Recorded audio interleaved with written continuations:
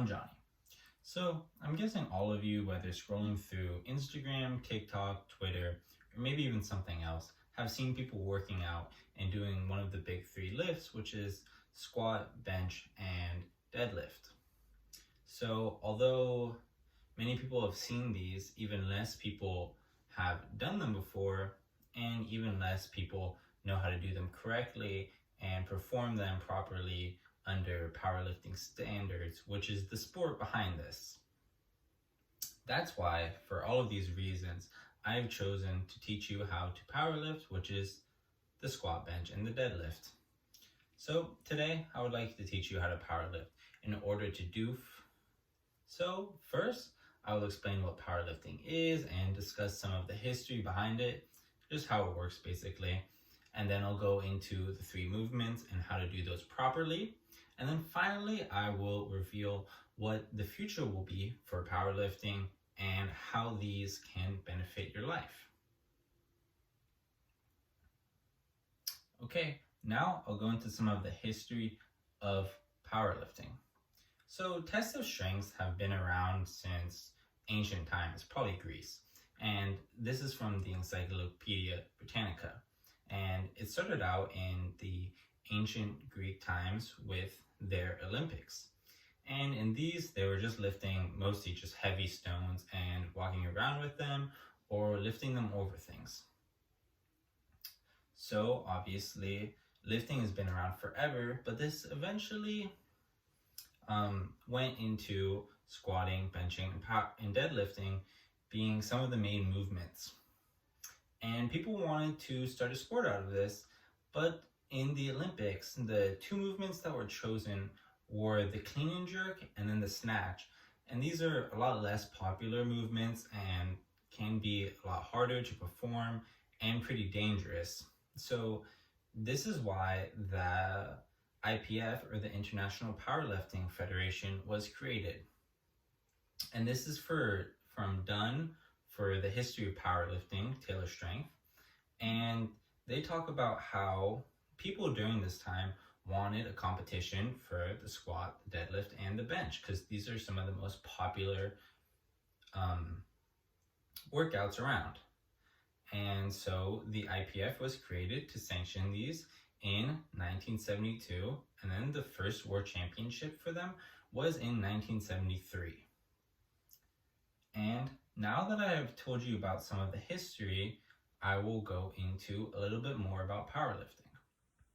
Okay, and then the goal for this sport is simply to have the highest total between your three lifts in your respective weight class. Me being in the 148 max weight class, that world record coming from the powerlifting records is 1,148 pounds. And I am nowhere near that right now. But for this year, I'm trying to hit around 1,000 pounds for my total. Okay, now that I've caught you up with some of the history of where powerlifting came from and what powerlifting is, I'm going to move into how to do it. Hi, so now I'm going to talk about what you need to start powerlifting.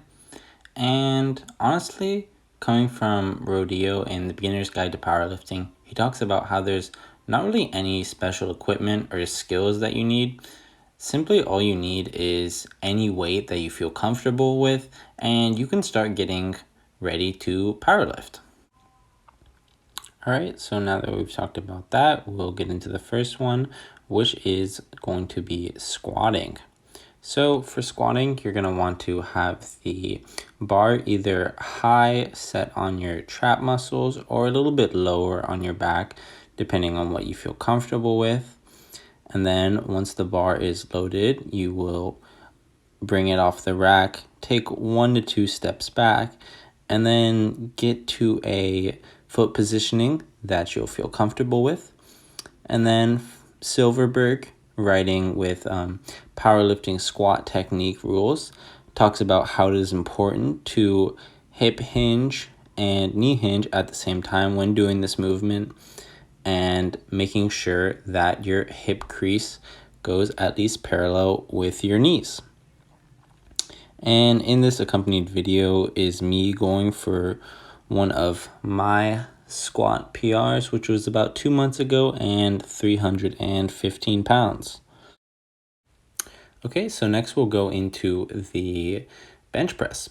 So the main thing with the bench press is to grab the bar and then position yourself where you keep a arch in your back and then your feet planted firmly against the floor. And then this comes from Silverberg with the top 19 bench press mistakes and how to avoid them. And he talks about how it's imperative to keep your whole body tight while doing this workout. And after the setup and spacing your arms, however wide you want them, I go a little bit wider. But after that, you will unrack the bar and bring it down to your chest to press it. And you bring it down around where your sternum is. And after that, you just press it up and make sure to keep a firm grip on the bar at all times. And after you complete your lift, you can re-rack it. Okay, and then finally, we will go into how to deadlift correctly. So in the article, How to Keep Your Back Straight Deadlifting by Foe, he goes into the importance of keeping your back straight while deadlifting and all the other things to keep in mind while you're deadlifting. So the main thing to do is get your feet at about shoulder width apart and your arms at about shoulder width apart. You can bend down and grab the bar while keeping your back straight and your shoulders retracted and your scapula retracted to protect your back, shoulders, and all those muscles in that area. And once you do this, you can simply use your hamstrings to straighten out your legs. And once you get to the top and lock out your legs, it should count for that lift. Okay, now that I have taught you how to do the 3 movements and what goes into them, I will talk about a little bit about the future of the sport of powerlifting, and then also we'll talk about why learning these skills are beneficial to you. So you may ask, why should I learn this skill? Well, there's actually a lot of benefits to you from learning from the skills. So Lindbergh, writing about the benefits of squats, talks about all the benefits that squats have on your legs.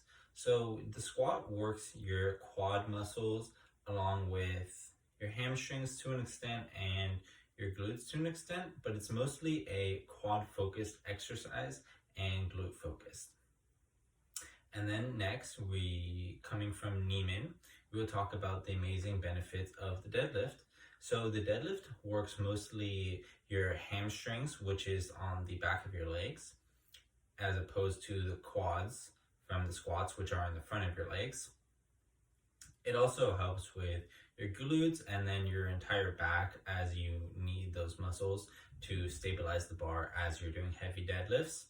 And finally, Jake Boley, writing about the 11 undeniable benefits of the bench press, talks about how bench press actually helps basically all your pushing muscles on your chest and in that area. It helps the triceps, the chest muscles, and deltoids. And then finally, we'll talk about the sport of powerlifting and where it's going. So it's still a relatively small sport. It's not super popular, but things like TikTok and Instagram are helping propel its popularity a little bit. And this sport isn't changing very much because it's 3 very basic lifts that have been around for hundreds of years.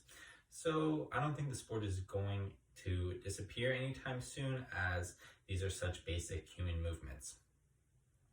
Okay, now that I've wrapped up why you should care about this skill and the future of this skill. Okay, and then to conclude, I taught you how to powerlift, and then in order to do so, I taught you a little bit about the history of it, and then I went into explaining what it is, how exactly you do all these 3 movements, and then the benefits to you and the future of the sport.